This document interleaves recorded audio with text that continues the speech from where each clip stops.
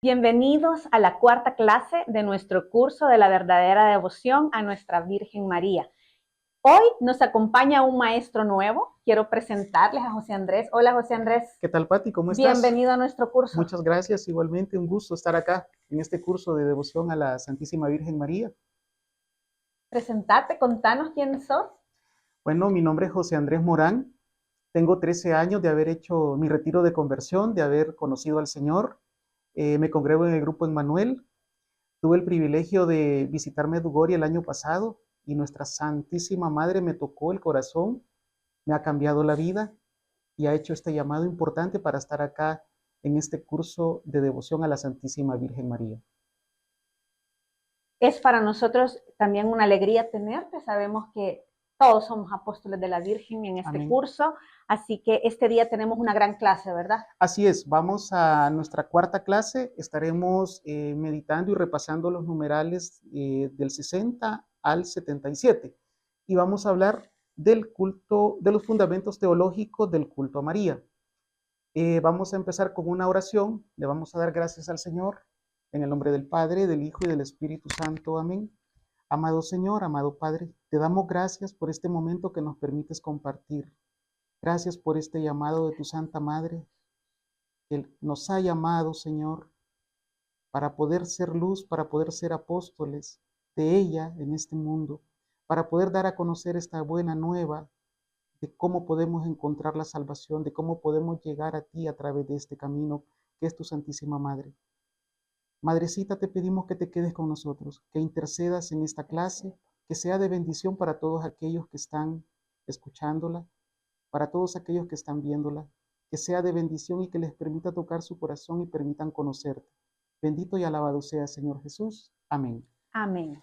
Bien, en esta clase vamos a tratar, Pati, los numerales del, como decíamos, del 60 al 77 y vamos a hablar de las verdades fundamentales del culto a María. Ya anteriormente hablábamos de que por qué nos es necesaria la devoción a la Virgen María. Y nos es necesaria porque decíamos que es el camino a la salvación. En relación a los fundamentos teológicos del culto a María, hay 5 verdades fundamentales. La primera verdad, es importante decir que el fin último de la devoción es la Virgen María, es Jesús, perdón. El fin último es Jesús. La segunda verdad es que pertenecemos a Jesús y a María, es decir, en calidad, lo vamos a explicar más adelante, de esclavos, que Jesús pagó con su sangre el derecho de nuestra vida. Vamos a ver más adelante también que debemos revestirnos del hombre nuevo, Jesucristo, y esto es vaciarnos de nosotros mismos, renunciar a todo el pecado que hay en nosotros. La cuarta verdad fundamental es que la acción maternal de María nos permite llegar a Jesús. Y por último, lo más importante también es que llevamos el tesoro de la gracia en vasijas de arcilla. Esto es, que necesitamos del amor maternal de María, que necesitamos las gracias que recibió María para llevar esa gracia y esos tesoros que el Espíritu Santo y el Señor nos ha dado. Entonces vamos a desarrollar en esta primera clase la primera verdad, que es Jesucristo, el fin último del culto a María, que es lo más importante, y la otra parte va a ser pertenecemos a Jesús y a María. En ese sentido, es importante que nos quede como claro que son 5 verdades donde descansa todos los fundamentos teológicos del culto a nuestra Madre. Pero en esta clase vamos a desarrollar los primeros 2. Correcto, ¿sí? Vamos a desarrollar la primera verdad, que el fin último de la devoción a María es Jesús. Y centrándonos en esto, Pati, es importante decir de que lo establece el Tratado de la Verdadera Devoción en el numeral número 61, que nos dice que el fin último de toda devoción debe ser Jesucristo, Salvador del mundo, verdadero Dios y verdadero hombre. De lo contrario, tendríamos una devoción falsa y engañosa. Anteriormente, en las clases anteriores, se ha hablado de que por qué nos es necesaria esta devoción. En primer lugar, nos es necesaria para hallar perfectamente a Cristo. Es decir, María es el camino, es el medio para hallar perfectamente a Cristo, servirlo con fidelidad y amarlo con ternura. Es lo que nos dice San Luis María Griñón de Montfort. Entonces, es importante decir eso, de que cualquiera puede decir, bueno, pero si tengo a Jesús, ¿por qué necesito a María? María nos permite a nosotros hallar perfectamente a Jesús, encontrar su amor. El culto y la devoción a la Virgen María nos es necesaria precisamente para alcanzar a Jesús, para lograr conocer a Jesús. Sí, algo súper interesante es que cuando empieza San Luis María a hablar del fundamento teológico en esta primera verdad, es súper contundente y claro. Y sí, dice, tendríamos una devoción falsa y engañosa si no fuera Cristo el objetivo principal. Así es. ¿Verdad? Y esto es importante recalcarlo porque sabemos que muchos de nosotros en algún momento hemos vivido un temor sano y santo a que Jesús salga del centro de nuestras vidas, sí, ¿verdad? Entonces, justamente estas dos clases que vamos a tener habla sobre la verdad, ¿verdad? El culto a nuestra madre tiene como fin principal Cristo. Y si no, fuera una devoción falsa y engañosa. Así es, así lo establece San Luis María Griñón de Montfort, tal cual como tú lo has explicado, que cualquier otro resultado que lleve esta devoción a la Virgen María y que nos aleje de Jesús no sería el camino correcto, sino que sería engañoso. El tratado habla bastante de cuál ha sido, de alguna forma también, la forma en que en la tradición de la Iglesia se ha visto a María. Es decir, muchas veces, por ejemplo, rezar el rosario, o de repente rezar la coronilla de la misericordia, o cuando, por ejemplo, algunos católicos tenemos la devoción de rezar el Santo Rosario, puede de alguna manera pensarse, bueno, pero está Jesús. Jesús como el camino, pero realmente es María quien prepara nuestros corazones a través de esa devoción, a través de, por ejemplo, del Santísimo Rosario, a través, por ejemplo, de las tradiciones que nos han heredado nuestros abuelos, nuestras madres, de rezar el rosario. Hay algo explícito en cuanto a buscar a Jesús a través de ello. Es decir, Jesús se sirve de esta criatura maravillosa que el Espíritu Santo escogió como madre de él para llegar perfectamente a él. Es decir, nos permite, nos abraza a través de esta tradición de un Santo Rosario, por ejemplo, de una coronilla de la misericordia, acercarnos perfectamente a Jesús. Teniendo en cuenta, Pati, que Jesús es el fin último. Ese es el llamado, es el fin último. María está como mediadora, nos permite prepararnos, nos cubre, nos abriga para presentarnos ante el Rey de Reyes. Y qué maravilloso es que hoy que tú tocas el Santo Rosario, la Coronilla de la Misericordia, que hemos estado teniendo hace poco, ¿verdad? La fiesta de la misericordia, cómo cuando tú lo haces con el sentido correcto de la doctrina de nuestra iglesia, te das cuenta que en el Rosario hablamos a la Virgen María, pero meditamos la vida de Jesús. El centro es la vida de Jesús, contemplar los misterios de su vida que nos han dado libertad y nuestra madre a través de su oración nos lleva hacia ese fundamento, ¿verdad? Así es. Entonces, qué bueno y qué alegre para nuestra iglesia que dentro de la doctrina santos como San Luis, pues nos los expliquen tan claramente. Así es. Y desde el hecho, como nos lo dice Lucas 1:28, que en la Anunciación, Dios se sirvió de la criatura más llena de gracia, desde la concepción como tal, para ser la madre de Dios. Desde entonces está ya ella predestinada a ser la reina, a ser la mediadora, a prepararnos a nosotros como hijos suyos hacia el camino de salvación que es Jesús. María viene en todo caso, Pati, a sustituir o de alguna manera a hacer la nueva alianza que de alguna forma se rompió con Eva al inicio. María viene a ser esa nueva luz de esperanza, esa nueva vida que se da a todos los hijos cuando también Jesús le dice a Juan, he ahí a tu madre, y ella nos adopta a todos nosotros como verdaderos hijos. Así es. También quiero hacer alusión al numeral 62, que nos establece que dice, por tanto, si establecemos la sólida devoción a la Santísima Virgen, es solo para establecer más perfectamente la de Jesucristo y ofrecer un medio fácil y seguro para encontrar al Señor. Esto es fundamental, Pati, porque nos está diciendo el camino de esta devoción es hallar a Jesús. Es decir, la veneración que se le da a la Virgen María, la consagración que se da a la Virgen María es solamente para hallar perfectamente a Jesús. Y para amarlo, como decíamos al principio, para amarlo con ternura y servirlo con fidelidad. Sí, y más adelante, en ese mismo numeral, hay una frase súper fuerte de San Luis María, que a mí me encanta porque dice, y si esta santísima devoción a la Virgen María nos apartase de Jesús, habría que rechazarla como una ilusión diabólica. Así de claro, ¿verdad? Si el fin último de nuestra devoción a nuestra Madre no es Jesús, no es la devoción que Él quiere que nosotros tengamos, ¿verdad? Así es, efectivamente, como tú lo estás exponiendo, cualquier otra cosa que no sea Jesús es una devoción engañosa, es algo que nos aparta precisamente del camino. Más adelante hay clases donde se va a hablar más ampliamente sobre ello, sobre los cultos, sobre las tradiciones, sobre lo que no es una devoción a la Virgen María. Centrándonos en esto, vamos a decir que nuestro Señor es el fin último. Es decir, si se pudiera conocer, y de alguna manera este tratado de San Luis María Griñón de Montfort fue escrito hace algunos siglos, pero si se pudiera conocer desde ese momento, desde esos tiempos, cuál ha sido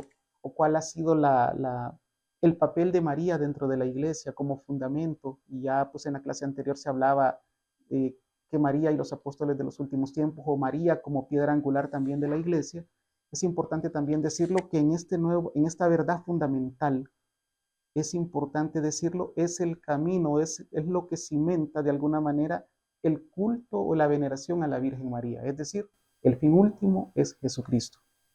Me permito leerles una oración de San Agustín, que pues sabemos San Agustín es un doctor de la iglesia, converso, un gran patriarca de nuestra iglesia católica, a través de muchos tratados, de mucha explicación, de mucho conocimiento teológico sobre la iglesia católica, sobre los principios fundamentales también de nuestra fe.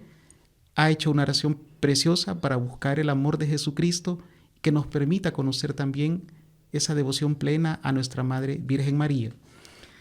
Tú eres, oh Cristo, mi Padre Santo, mi Dios misericordioso, mi Rey poderoso, mi buen pastor, mi único Maestro, mi mejor ayuda, mi amado hermosísimo, mi pan vivo, mi sacerdote por la eternidad, mi guía hacia la patria, mi luz verdadera, mi dulzura santa, mi camino recto, mi sabiduría preclara, mi humilde simplicidad, mi concordia pacífica, mi protección total, mi rica heredad, mi salvación eterna.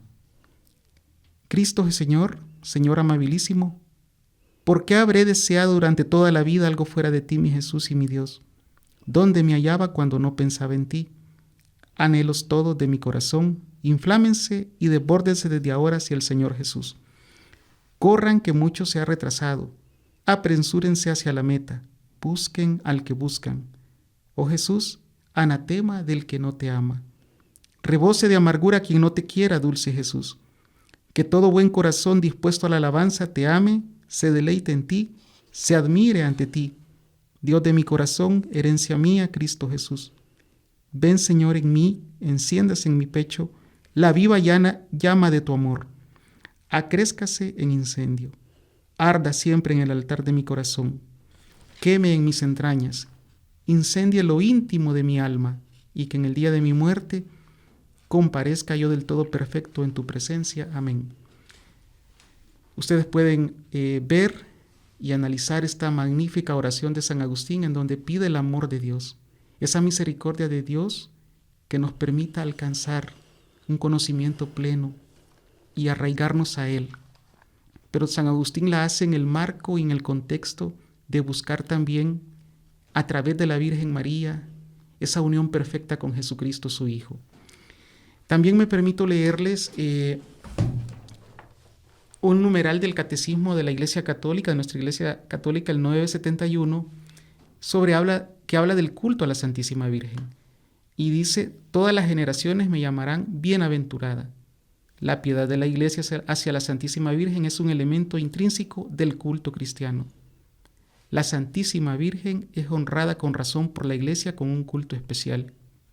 Y en efecto, desde los tiempos más antiguos, se venera a la Santísima Virgen con el título de Madre de Dios. Aquí es importante entonces, mis hermanos, decir que la devoción a la Virgen María como Madre de Dios nos acerca perfectamente a ese amor de los amores que es Jesús. Pati, eso es importante porque hemos hablado de la primera verdad fundamental en estos principios teológicos de la devoción a la Virgen María, y es el hecho de que Jesucristo es el fin último. Nos lo dice también el Catecismo de la Iglesia Católica, que es nuestra guía también de enseñanza, y pues también da luz bien clara la oración de San Agustín, en donde dice: Jesús misericordioso, maravilloso, quiero alabarte, quiero exaltarte, pero también, como decimos, en el contexto del amor y la devoción a la Virgen María. Es maravilloso, cuando estabas leyendo la oración de San Agustín, pensar en ese llamado urgente que San Agustín hacía hace tantos años, de volver ya a Cristo. Urge llegar a Cristo. Y San Luis María dice que en esa urgencia de los últimos tiempos, que en la clase anterior decíamos que estamos viviendo situaciones complicadas en el mundo, el medio para poder hacerlo más rápido es nuestra Madre. Y vamos a desarrollar la segunda verdad, ¿verdad? La segunda verdad donde descansa toda la teología del culto a nuestra Madre en la Iglesia.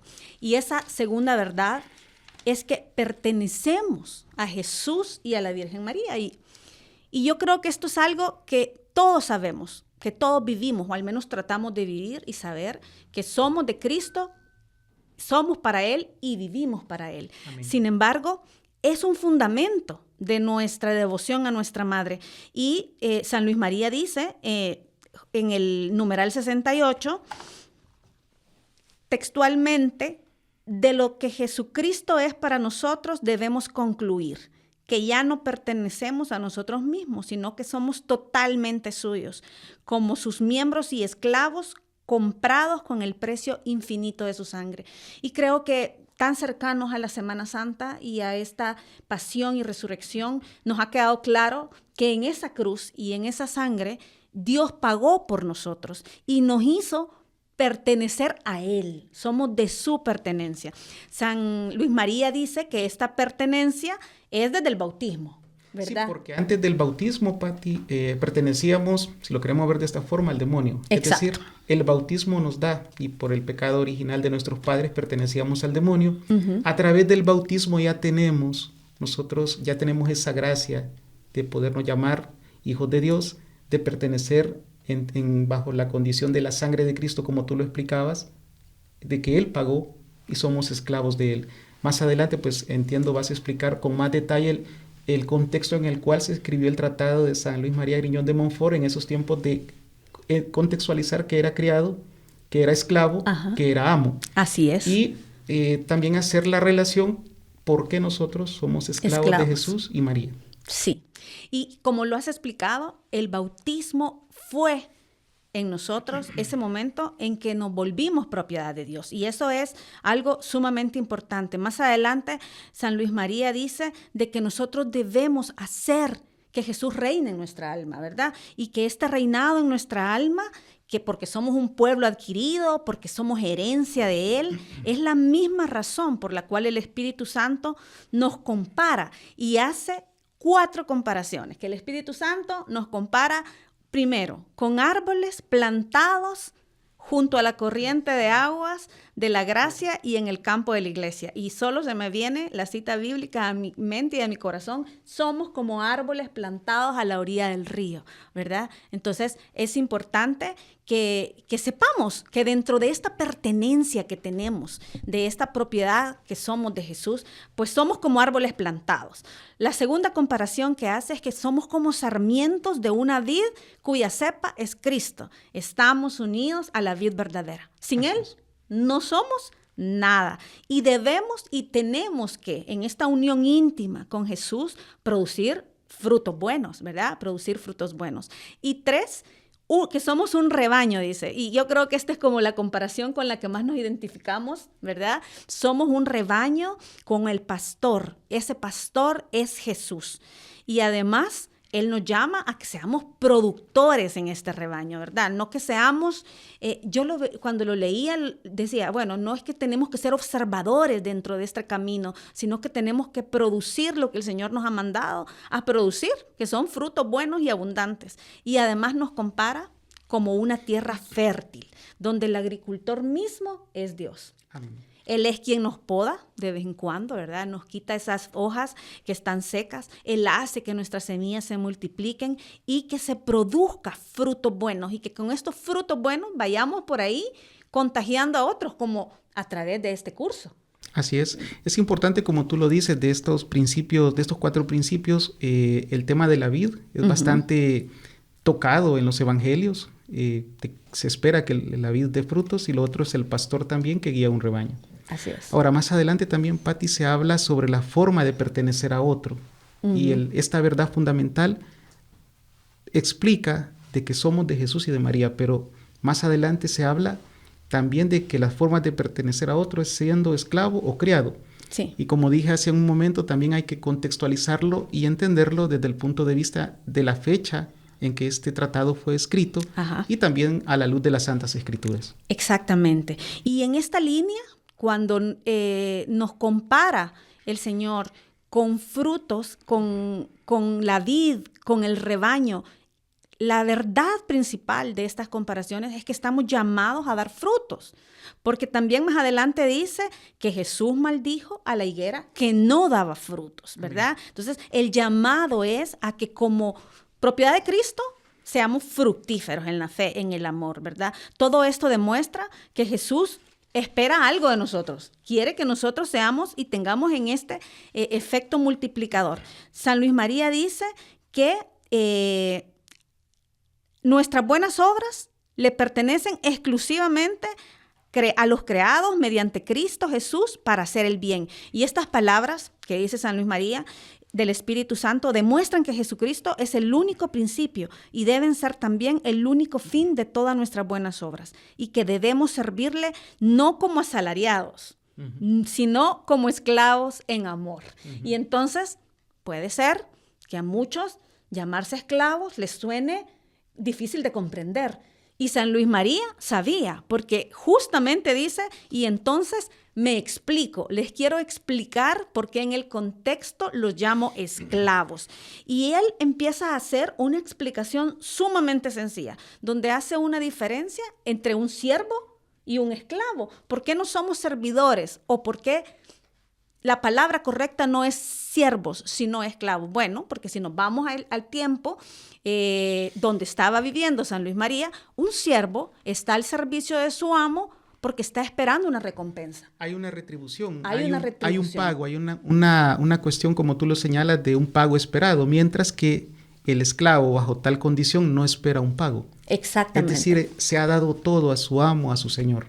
Eso es lo que contextualiza, como tú bien dices, lo de San Luis María Grillón de Montfort en el tratado, de que no espera un pago el esclavo, porque ya pertenece.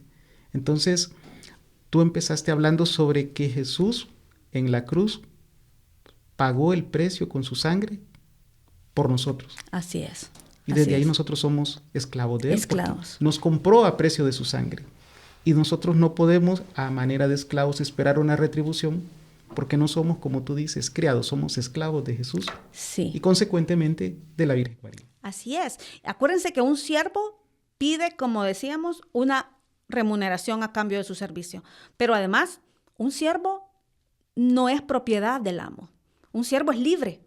Un siervo puede decidir el momento en que abandona la casa del amo y regresa a la casa del amo. En cambio, el esclavo es propiedad del amo, ¿verdad? El esclavo se debe al amo, el esclavo no tiene individualidad fuera del amo, vive para el amo, pero lo hace por amor al amo, ¿verdad? Y es por eso que de ahora en adelante, y bueno, al principio hemos hablado, vamos a usar mucho la frase esclavos de Dios y esclavos de la Virgen María, ¿verdad? En el contexto de que somos totalmente entregados a esta misión. San Luis María hace una diferencia y dice que hay 3 clases de esclavitud: la natural, la forzada y la voluntaria. Y cuando yo estaba leyendo esto, y se lo voy a leer textualmente, me llevó a autoexaminarme y decir cuál de estas 3 opciones soy yo, porque San Luis María dice, todas las criaturas son esclavas de Dios según el primer modo, es decir, natural. Y son esclavos del Señor en esta tierra y cuanto la llena. Conforme al segundo, lo son los demonios y los condenados, es decir, los forzados, Los forzados. ¿verdad? Y según el tercero, son los justos y los santos, es decir, los voluntarios. Y sería bueno que usted se detenga después de esta breve explicación que hemos hecho sobre la esclavitud hacia Jesús. ¿Qué tipo de esclavo es usted? ¿Cómo está usted caminando en su fe, en su conversión? ¿Cómo está hoy sentado escuchando este curso? ¿Qué busca del curso? ¿Cómo se siente usted? ¿Usted es un esclavo dado a Cristo de forma natural, porque nació ahí, porque ha crecido ahí, ¿verdad? ¿Está forzado? ¿Está obligado? O probablemente nos está escuchando pensando, ¿qué estoy haciendo aquí? ¿Por qué estoy escuchando este curso? ¿Verdad? O está aquí voluntariamente, porque quiere saber más de Jesús. Este curso busca acercarlo a Jesús, haciendo este camino más rápido a través del corazón de nuestra madre. Y lo que pretende el curso es también presentarles a esta mamá amorosa que como mamá le quiere agarrar la mano y lo quiere llevar rápidamente a Jesús, ¿verdad? La esclavitud voluntaria es la más perfecta y gloriosa para Dios, decía San Luis, porque escruta el corazón. Cuando yo leí que escruta el corazón, me puse a pensar en todas esas veces que me he sentido escrutada por Cristo, José Andrés. Es decir, en algún lenguaje coloquial, arrinconada y totalmente desnuda delante de Él. No puedo ocultarle nada, y no solo no puedo ocultarle nada, es que me lo explica todo. Así es. ¿Verdad? Entonces habla de que esta esclavitud voluntaria escruta el corazón y nos los pide así. Dios quiere que seamos así, que lleguemos a su corazón de forma voluntaria, amorosa y que normalmente, ¿verdad? O digamos por consecuencia, a través de esta esclavitud que asumimos voluntaria, llegar y optar siempre por Dios, hacerlo siempre por Dios y que todo lo demás no importe, que todo lo demás sea visto, como dice la palabra de Dios, como basura, ¿verdad? Y estar siempre con nuestra mirada puesta en Dios. Sí, también importante, Pati, como tú lo señalas, el hecho de examinarnos y decir bajo qué condición estoy, si estoy en una condición de criado o de esclavo. Si, por ejemplo, yo estoy como pensando que soy esclavo del Señor y de nuestra Madre, pero estoy esperando una retribución. Exacto. O estoy temporalmente pensando que soy esclavo, pero estoy en el papel de criado por un tiempo determinado. Busco al Señor de repente en cierto momento, voy a misa, busco la Eucaristía, pero luego me alejo porque no obtuve la retribución o el pago que estoy esperando. Entonces, en este abandono que nos pide el tratado de San Luis María Griñón de Montfort, nos dice vaciarnos totalmente y ser esclavos de Jesús. Y cómo no, yo me pregunto también, Pati, ¿cómo se sentiría Jesús de complacido de saber que si nosotros somos sus esclavos, pagados con su sangre, que también seamos esclavos de su madre, que es la criatura más bella, que es lo que Él más adora? Es decir, Jesús puede decir, a mí me sirven mis esclavos, que compré con el precio de mi sangre, pero no le sirven a mi madre. ¿Cómo se sentiría de complacido el Señor que nosotros pudiéramos tener esa vocación de esclavos? Y tal como tú lo contextualizaste, no esclavo en los tiempos en que se escribió este libro o este tratado, o en los tiempos de la Biblia, sino esclavos de amor hacia Jesús y hacia nuestra Madre.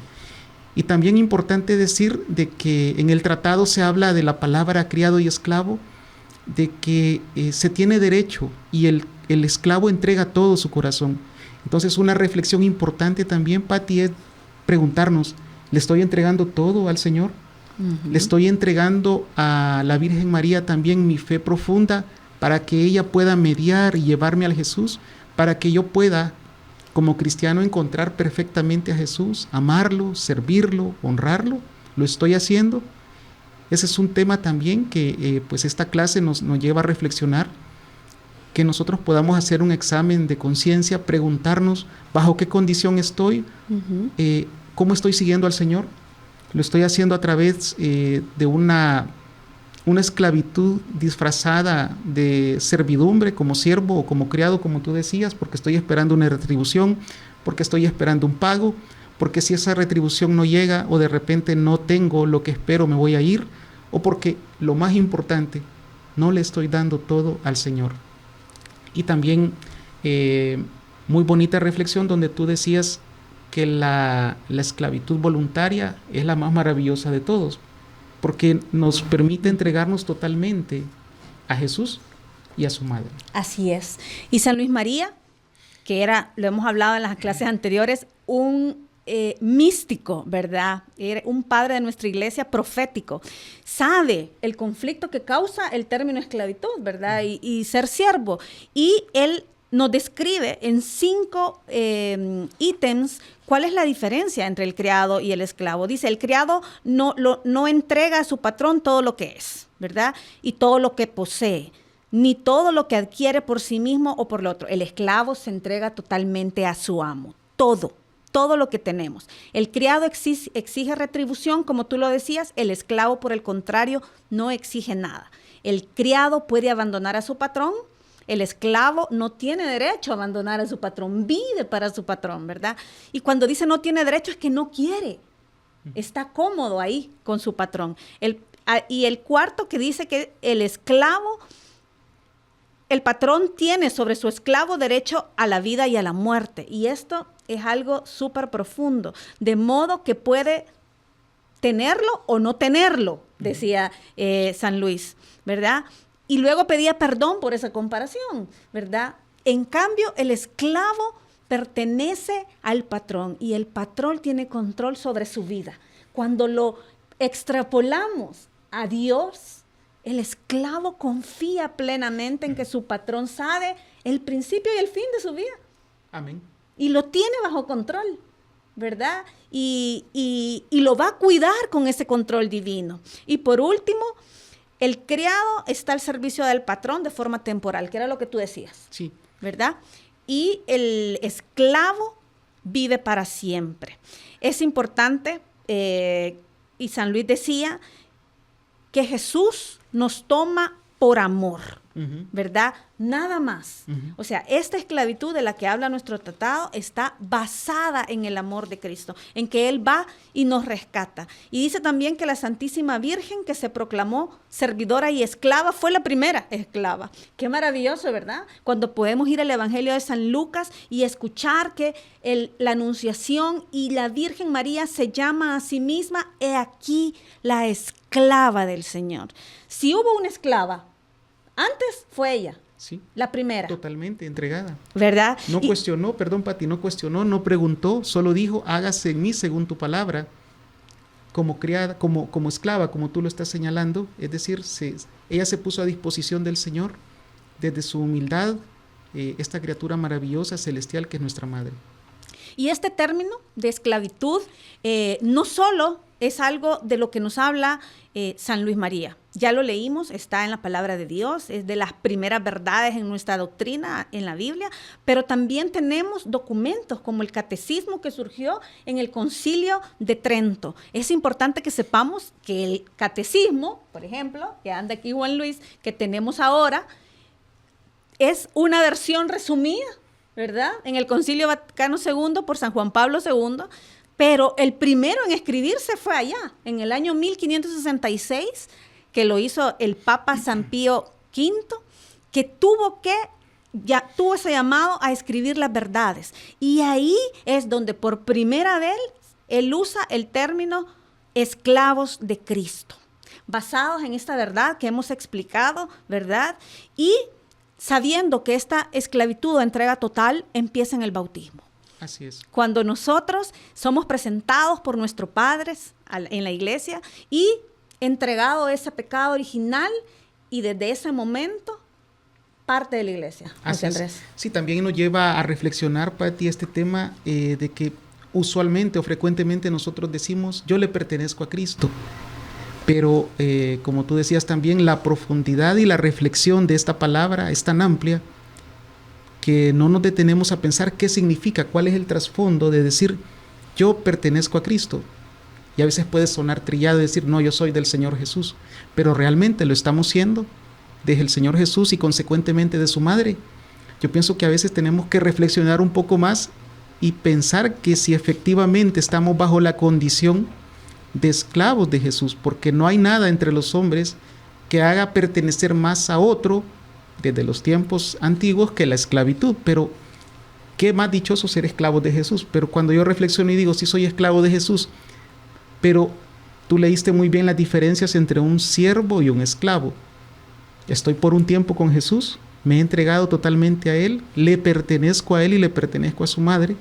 Esos son temas también que nos deben llevar a reflexionar y que precisamente busca esta verdad fundamental o este principio teologal del culto y la devoción a la Virgen María. Es decir, así es. Tengo que decir primero, ok, el fin último, ya lo veíamos en la clase, en la sección anterior, el fin último de la devoción es Jesucristo. Ahora estamos diciendo que pertenecemos totalmente a Jesús y a María. Nos debe llevar entonces a una reflexión muy particular y decir precisamente bajo qué condición estoy. ¿Estoy en una condición de criado? ¿Estoy en una condición de esclavo? ¿Me he entregado totalmente al Señor como debe ser? ¿O solamente estoy de manera temporal y no tiene el Señor decisión sobre mi vida y sobre mis actos? Así es. Y con esto, la pregunta es, ¿dónde está? Estamos hablando de una esclavitud a Jesús, ¿verdad? A Dios. Y entonces, ¿cuál es el papel de nuestra madre? Y dice San Luis María, todo lo que le conviene a Dios por naturaleza, le conviene a María por gracia. Y esto no solo lo dice San Luis, sino numerosos santos. De suerte, dice, que según ellos, teniendo los dos el mismo querer y el mismo poder, tienen también los mismos servidores y esclavos. Y para mí, esta es la verdad que desata todos los nudos, José Andrés. Sí, así es. Es que cuando estamos con Jesús, estamos con María. Y es que cuando estamos con María, estamos con Jesús. Siempre están juntos. Y entonces, dice San Luis, podemos pues, conforme al parecer de los santos y de muchos varones insignes, llamarnos y hacernos esclavos de amor a la Santísima Virgen, a fin de serlo más perfectamente para Jesucristo. La Virgen Santísima es el medio del cual se sirvió el Señor para venir a nosotros, y es también el medio del cual debemos servirnos nosotros para ir a Él. Pues María no es como las demás criaturas, que si nos apegamos a ella, nos puede separar de Dios. En lugar de eso, nos acerca a Él. Y esto es algo que marca la devoción mariana, ¿verdad? Entender que cuando somos esclavos de Jesús, estamos siendo lo de la Virgen María. Y que cuando a través de María llegamos a la perfecta esclavitud a Dios, pues también estamos haciéndolo a través de ella y hacia ella. Entonces, María, como dice San Luis, no es con las demás criaturas, no busca protagonismo, no quiere quedarse con nada, ella cumple un propósito y es llevarnos a Dios, así como lo ha dicho otros santos padres de nuestra iglesia. Hablábamos fuera del aire, ¿verdad? Sí. Leer estos santos, San Buenaventura, San Bartolomé, que han descrito por años en nuestra iglesia esta devoción y esta esclavitud hacia Jesús a través de María. Sí, más recientemente, perdón, Pati, ¿sí? Santos de la iglesia reciente, por ejemplo, San Juan Pablo II, que ha sido un fiel devoto de la Virgen María también, es la Madre Teresa de Calcuta también, entre otros, que también han tenido una devoción plena hacia la Virgen María. Y de los cuales vamos a hablar en este curso para que se emocionen, ¿verdad? Entonces, yo quisiera terminar esta parte leyéndoles algo que para mí es súper especial, y está ya en el numeral 77, dice, pero ¿a dónde me lleva la pluma? ¿Por qué detenerme a probar lo que es evidente? Si alguno no quiere que nos llamemos esclavos de la Santísima Virgen, ¿qué más da? Hacerte y llamarte esclavo de Jesucristo es hacerte y proclamarte esclavo de la Santísima Virgen, porque Jesucristo es el fruto y la gloria de la Virgen María. Y esta es una reflexión final que tiene San Luis, porque sabemos que llamarnos esclavo de María puede sonar incómodo, pero él dice, ¿qué más da? ¿Qué más da si tenemos tan claro que somos de Jesús y que María es de Jesús? Por lo tanto, siendo esclavos de Jesús, también nos volvemos esclavos de la Virgen María. Todo esto, dice San Luis, se realiza de modo perfecto con la devoción que él nos va a describir. Y en la próxima clase vamos a ver justamente, ¿verdad? La tercera, la cuarta y la quinta verdad que nos hace falta, y nos acercamos más a entender cuál es la verdadera devoción de la cual nos está hablando San Luis María.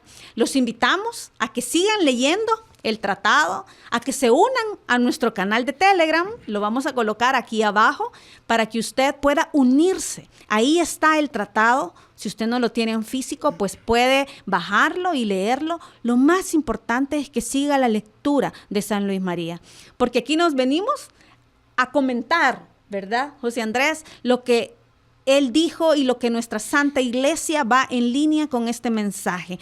En la próxima clase vamos a desarrollar del numeral 78 al numeral 89.